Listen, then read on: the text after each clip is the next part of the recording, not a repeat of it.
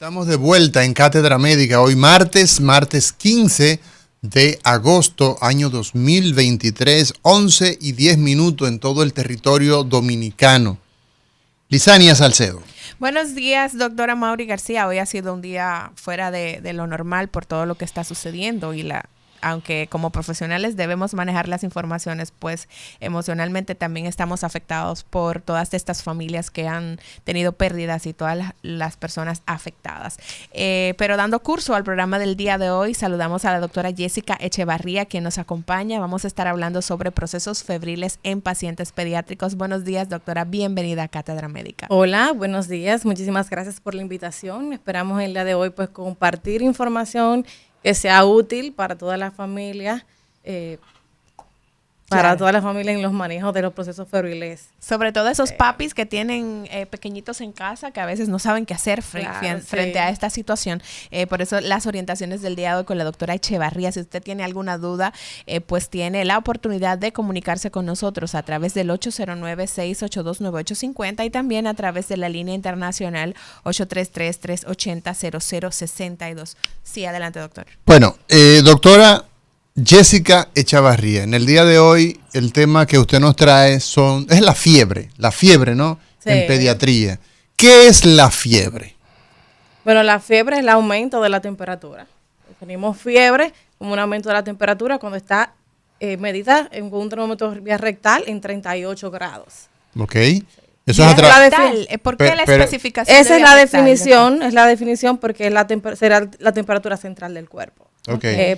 Y la boca no se utiliza. Sí, ahí voy. Como no andamos poniendo un termómetro vía rectal sí, a todo el mundo ni tampoco es lo recomendable, pues también tenemos la vocal, la axilar y sobre todo en el oído, que también es bastante utilizada porque es bastante certera. Tener termómetros para medir la temperatura en el oído. Pero no se entra en el oído, sino que se aboca en el conducto auditivo externo. En la parte externa. Sí. ¿Y cuándo debe ser la temperatura en la boca? La temperatura en la boca suele ser un poquito más bajita que la temperatura rectal.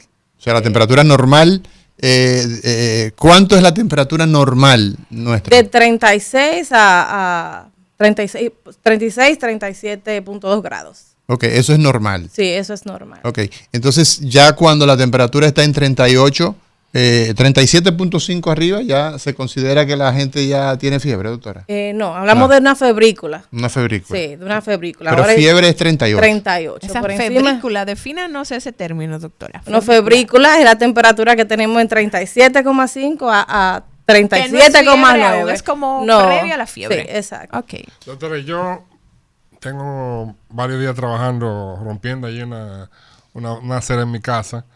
Y hay un solazo terrible y me toma la temperatura al mediodía y 38.1, 38.2. ¿Tengo fiebre? No tienes fiebre.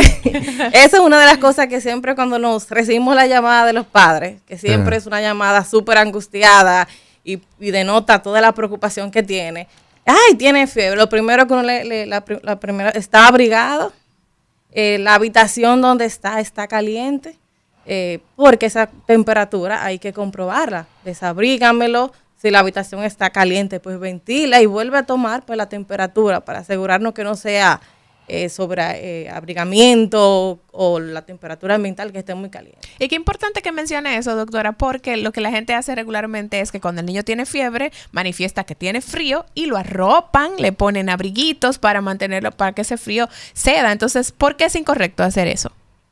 No es que es incorrecto, lo que pasa es que una de las manifestaciones, clínicas de la fiebre, el cuerpo quiere aumentar la temperatura, porque desea aumentarla. Entonces, una de las cosas que causa la fiebre son contracciones musculares, que es para que cuando se contrae el músculo, pues libera calor, el cuerpo quiere aumentar la temperatura. Entonces, pero tiene temperatura alta, doctora. Sí, pero el cuerpo la quiere aumentar. Pero quiere aumentar. Más. Exacto. Sí. Entonces, por eso que vienen esos escalofríos. Sí se debe, eso es a tolerancia del paciente, sobre todo en pediatría es a tolerancia del niño, porque queremos quitar la fiebre, es para disminuir el malestar, no para aumentarlo. Entonces vamos a tomar medidas físicas que le aumente el malestar. Si tiene mucho frío, pues sí se puede abrigar, no sobreabrigar tanto, pero si quiere permanecer con una frazadita, pues se deja, porque al fin de quitar la fiebre no es, es quitar el malestar, no provocarle. Entonces no vamos a venir, no ven, vamos a echarte agua fría, porque vamos a provocar más malestar. Entonces usted habla que la fiebre per se es el aumento de la temperatura corporal sobre 38 grados. ¿Y nos quedamos ahí con esa definición o la fiebre incluye, además del tema del aumento de la temperatura, otros elementos a considerar? No, sí, claro, la fiebre es un síndrome. La fiebre es un síndrome, ¿y qué quiere decir eso? Que está constituido por varios elementos. Entonces, ¿qué le pasa a un paciente cuando tiene fiebre? Aumenta los latidos del corazón, o sea, aumenta la frecuencia cardíaca, aumenta la respiración, aumenta la frecuencia respiratoria. El malestar. El malestar, como lo dije, la piloerección de la piel, las contracciones musculares que se manifiestan con los escalofríos, anorexia, todo un sinnúmero de síntomas que constituye un síndrome. La fiebre es un síndrome. O sea, hay elementos que son objetivos, muchos de ellos, la temperatura, iniciar con ella, está el tema de los latidos cardíacos, está el tema de el pelo, la piloerección, se te paran los pelos, sí, por ejemplo. Como piel de gallina. O sea, piel de gallina, la persona empieza a tener escalofrío y a titiritar, y eso se mide, eso se puede objetivamente tener, pero también está el malestar. Sí. Y el malestar nosotros no podemos medirlo, eso es subjetivo. Sin embargo, tú puedes tener, evidentemente, a través de visual, pues puede ver que una persona luce agudamente enfermo. Y todo eso lo podemos encontrar en un proceso febril. Entonces, por eso usted habla que la fiebre es un síndrome. Sí.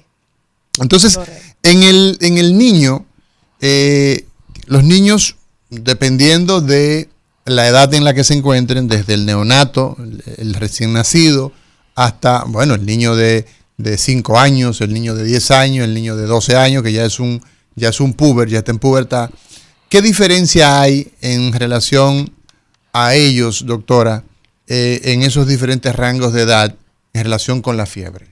Bueno, dependiendo de la edad, pues vamos a tener diferentes agentes etiológicos que son los más frecuentes y diferentes formas de abordarlo. Por ejemplo, un bebé de menos de 28 días, que es un recién nacido, presenta fiebre, se comprueba que en verdad tiene fiebre porque le quité la ropa, cambié de ambiente, volví a tomar la temperatura. ¿Ahí dónde usted le toma la temperatura, doctora? A un bebecito de menos de 28 días, menos de 30 días. ¿Dónde se la toma? No, puede ser axilar o en la boca. O en la boca. En verdad no me gusta tomar la temperatura vía rectal. No. Menos si no me gusta. No. Como que no es cómodo tener ni en el adulto ni en el niño un termómetro No, y claro, y sobre todo si tenemos otros medios para tomarla, porque irnos por el más invasivo. Exacto. Entonces él tomaba, le decía que en el caso de un recién nacido que presente fiebre, eso es una emergencia. Sí. Eso es una real emergencia y eso es un ingreso hasta que se demuestre lo contrario. Es más delicado Claro, es una real emergencia en un bebé. Incluso un bebé con fiebre es un bebé que se queda ingresado. Ok. Sí. Entonces, ¿cuáles son... ¿de qué habla el cuerpo cuando hay fiebre? Atendiendo a las etapas de ese niño, por ejemplo, esa fiebre que aparece en esos primeros 28, 30 días de nacido, ¿de qué me está hablando? O cuando aparece entre 1 y 5 años, ¿cuáles pueden ser las razones asociadas? Bueno, de forma general, la fiebre es una reacción, una respuesta del cuerpo. Una respuesta es una alarma que me está dando el cuerpo de que he recibido una agresión. ¿De qué tipo? De diferentes tipos puede ser. Puede ser un agente viral, un agente bacteriano, puede ser un medicamento que hayas recibido, por ejemplo, las vacunas. Sí. Puede ser un trauma, un proceso, una reacción inmunológica, hasta alérgica, puede dar una fiebre. Casos oncológicos, el cáncer puede dar fiebre. Entonces, la fiebre lo que me habla es de una agresión. Okay. Existe una agresión y el cuerpo eleva la temperatura. Independientemente de la causa que le esté causando. La tendencia cuando suena una alarma es salir corriendo y apagarla, ¿no? o desactivarla. Entonces, en el caso de la fiebre como signo de alarma, de que hay alguna situación que no está, digamos, normal en el organismo, la respuesta correcta es salir corriendo a desactivar la fiebre o dejar que evolucione un poco para intentar hacer el diagnóstico certero del origen de la fiebre. Okay. Como bien decíamos, la fiebre es la alarma. El dato de que hay algo que hay que investigar qué es. Y no hay que salir corriendo. O sea, hay que manejarlo por el tema de que la fiebre causa malestar general y no queremos tener el niño con malestar en la casa. Entonces, por eso la manejamos. Pero no es que hay que salir corriendo, sino que se investiga qué otros síntomas acompañan a la fiebre. Investigar por qué, porque hay que tratar la causa, no la fiebre. Entonces, ¿cómo manejarlo, doctora? Mientras observo para saber si debo llevar al niño o no con el doctor o a emergencias. ¿Cómo lo puedo manejar en casa? ¿Qué tiempo debo esperar para tomar la decisión de llevar al niño hasta el hospital o el centro médico? Bueno, como decía, todo va a depender de la edad que tenga el paciente. Claro. Si es un recién nacido, ya sabes, hay que un recién llevarlo nacido con fiebre, inmediatamente. te agarra su bulto y sale para la emergencia. No se le puede hacer tiempo a la fiebre con ese bebé recién nacido. No, porque es una emergencia. O sea, claro. Ese niño ya hay que investigar porque ese niño se queda ingresado. Uh-huh. Por ejemplo, si es un niño de 2 años que está ya en guardería o colegio, que vemos que aparte de la fiebre, pues empieza con mocos, con tos, ya sabemos que lo más probable es que tenga un proceso respiratorio y que lo más probable es que también esté causado por un virus. Entonces lo medicamos en la casa. Si no hay ninguna otra complicación, porque claro, vamos a vigilar el estado general y qué otros datos presenta ese paciente para decidir trasladarlo o visitar el médico. Y lo podemos ir manejando en la casa. Ahora, ¿cuándo debo salir? Existe en pediatría lo que llamamos el triángulo de evaluación pediátrica, donde evaluamos la apariencia, la circulación. Por ejemplo, en la apariencia vemos el estado general, si despierta, se interactúa. En la circulación vemos el color de la piel. Y evaluamos el estado general. Por ejemplo, un pacientito con fiebre, que esté vomitando, que no me tolere la vía oral, la fiebre de por sí me lo va a deshidratar.